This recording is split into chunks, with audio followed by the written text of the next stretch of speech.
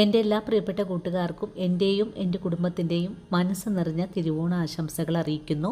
കൂടാതെ ഈ ഒരു തിരുവോണ ദിനത്തിൽ നിങ്ങൾക്ക് എല്ലാവർക്കും വളരെ ഈസി ആയിട്ട് ഉണ്ടാക്കിയെടുക്കാൻ പറ്റിയ ഗോതമ്പ് പ്രഥമൻ്റെ വീഡിയോ ആണ്. ഈ ഒരു വീഡിയോ കണ്ടിട്ട് എല്ലാവരും ഇതുപോലെ ഒന്ന് തയ്യാറാക്കി കഴിക്കണേ. അപ്പോൾ ഉടൻ തന്നെ നമുക്ക് നമ്മുടെ വീഡിയോ കാണാൻ പോകാം. വീഡിയോ കാണുമ്പോൾ നിങ്ങളുടെ വലിയൊരു ലൈക്ക് തരാൻ മറക്കല്ലേ കൂട്ടുകാരെ.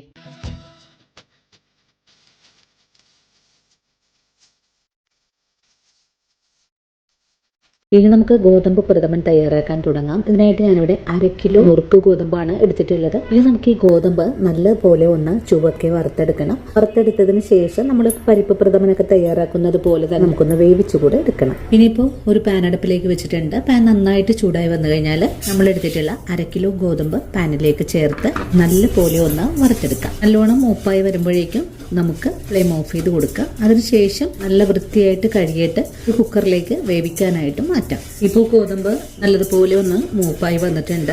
ഇതുപോലെ ഗോതമ്പ് ഒന്ന് വെളുപ്പായി വന്നിട്ടുണ്ട്, കണ്ടോ? ഈ ഒരു പരുവമായാൽ പിന്നെ നമുക്ക് ഫ്ലെയിം അങ്ങ് ഓഫ് ചെയ്ത് കൊടുക്കാം. അതിനുശേഷം ചൂടാറി വരുമ്പോൾ നമുക്കിത് വേവിച്ചെടുക്കാനായിട്ട് കുക്കറിലേക്ക് മാറ്റാം കേട്ടോ. നിങ്ങൾക്കിപ്പോൾ 3-ാം പാലിൽ വെച്ചിട്ട് ഗോതമ്പ് ഉരുളിയിൽ വേവിച്ചെടുക്കാവുന്നതാണ്. പക്ഷെ ഇന്ന് നമ്മൾ ഗോതമ്പ് വളരെ എളുപ്പത്തിൽ തന്നെ വേവിച്ചെടുക്കുന്നതിനായിട്ട് കുക്കറിലേക്ക് മാറ്റുവാണ്. വറുത്തെടുത്ത ഗോതമ്പിന്റെ ചൂടൊക്കെ ഒന്ന് ആറി കഴുകിയെടുക്കുന്ന സമയം കൊണ്ട് നമുക്കിതിലേക്ക് 1 കിലോ ശർക്കര ഒന്ന് ഉരുക്കിയെടുക്കാം. ശർക്കരയിലേക്ക് 1.5 ലിറ്റർ വെള്ളവും കൂടെ ഒഴിച്ചു കൊടുക്കാം. ഇനി ശർക്കര ഒന്ന് മെൽറ്റായി വരട്ടെ.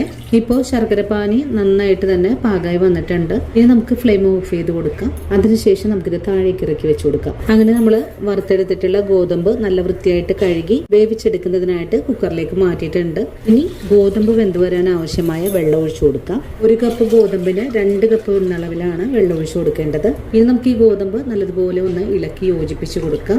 ഗോതമ്പിലേക്ക് വെള്ളം ഒഴിച്ചു കഴിഞ്ഞാൽ പിന്നെ നമുക്ക് 1 ടീസ്പൂൺ അളവിൽ നെയ്യും കൂടെ ഒഴിച്ചു കൊടുക്കാം. നെയ്യും കൂടെ ചേർത്ത് നന്നായിട്ട് ഇളക്കി യോജിപ്പിച്ച് കഴിഞ്ഞാൽ പിന്നെ കുക്കർ മൂടി ഒരു 6 വിസിൽ വരുന്നത് വരെയും വേവിച്ചെടുക്കാം. ഗോതമ്പ് വെന്ത് വരുന്ന സമയം കൊണ്ട് നമുക്ക് 3 നാളികേരം തിരുമ്മി ഇതിന്റെ 2-ാം പാലും 1-ാം പാലും ഒന്ന് പിഴിഞ്ഞു വെക്കണം. അങ്ങനെ നമ്മുടെ ഗോതമ്പ് ഒരു 6 വിസിൽ കൊണ്ടാണ് കേട്ടോ ഞാൻ വേവിച്ചെടുത്തിട്ടുള്ളത്. നമുക്ക് കുക്കറിന്റെ എയറെല്ലാം പോയി വന്നപ്പോൾ ഈ മൂടി ഒന്ന് തുറന്നു നോക്കാം.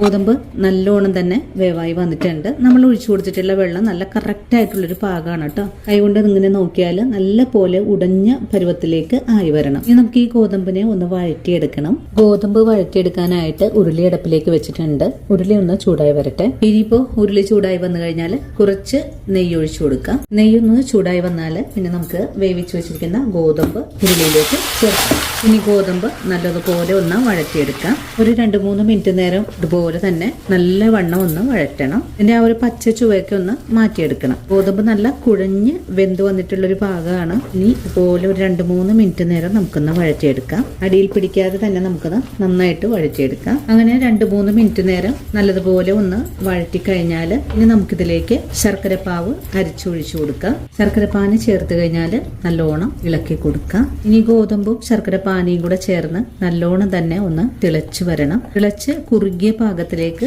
ആയി വരണം. അതുവരെയും നമുക്ക് തിളപ്പിച്ചെടുക്കാം. ഈ ഒരു പ്രഥമൻ തയ്യാറാക്കുമ്പോൾ കുറച്ച് ലൂസായിട്ട് വേണം തയ്യാറാക്കാൻ. കാരണം ഇരിക്കുന്തോറും കുറുകി വരുന്നൊരു പായസമാണ്. ഈ ശർക്കരപ്പാനി ഗോതമ്പുമായിട്ട് നല്ലവണ്ണം തന്നെ തിളച്ചൊന്ന് കുറുകിയ പാകത്തിലേക്ക് ആയി വരണം. അതുവരെയും നമുക്ക് നല്ലവണ്ണം ഒന്ന് ഇളക്കി തിളപ്പിച്ചെടുക്കാം. അങ്ങനെ ശർക്കരപ്പാനി ചേർന്ന് നല്ലതുപോലെ തിളച്ചൊന്ന് കുറുകിയ പാകത്തിലേക്ക് ആയി വന്നാൽ പിന്നെ നമുക്ക് ഇതിലേക്ക് 2-ാം പാലാണ് ചേർത്ത് കൊടുക്കേണ്ടത്. 2-ാം പാല് ഒരു 1/2 ലിറ്റർ അളവാണ് കേട്ടോ എടുത്തിട്ടുള്ളത്. ഇനി നമുക്കിതിലേക്ക് 2-ാം പാല് ഒഴിച്ചു കൊടുക്കാം. 2-ാം പാലും കൂടെ ചേർത്ത് വീണ്ടും നല്ലോണം ഇളക്കി കൊടുക്കാം. 2-ാം പാലുമായിട്ട് നല്ലതുപോലെ ഇളക്കി ചേർത്ത് കഴിഞ്ഞാൽ പിന്നെ വീണ്ടും ഇതൊന്ന് തിളച്ചു വരാനായിട്ട് നമുക്ക് വെയിറ്റ് ചെയ്യാം. 2-ാം പാലൊക്കെ ചേർന്ന് നമ്മുടെ പ്രഥമൻ നന്നായിട്ട് തന്നെ തിളച്ചുകൊണ്ടിരിക്കുവാണ്. ഇതുപോലെ തിളച്ചു തുടങ്ങിയാൽ ഫ്ലെയിം ഒന്ന് കുറച്ച് വെച്ച് കൊടുക്കണം. കാരണം അടിയിൽ പിടിക്കാൻ നല്ല സാധ്യതയുള്ള ഒരു പ്രഥമനാണ് കേട്ടോ. കാരണം നല്ല കൊഴുപ്പാണ്. ഇപ്പോൾ 2-ാം പാലൊക്കെ ചേർത്ത് നല്ലവണ്ണം തന്നെ വെട്ടി തിളച്ചുകൊണ്ടിരിക്കുവാണ്. ഈ ഒരു സമയത്ത് ഫ്ലെയിം കുറച്ച് വെച്ച് കൊടുത്ത് വേണം നമുക്ക്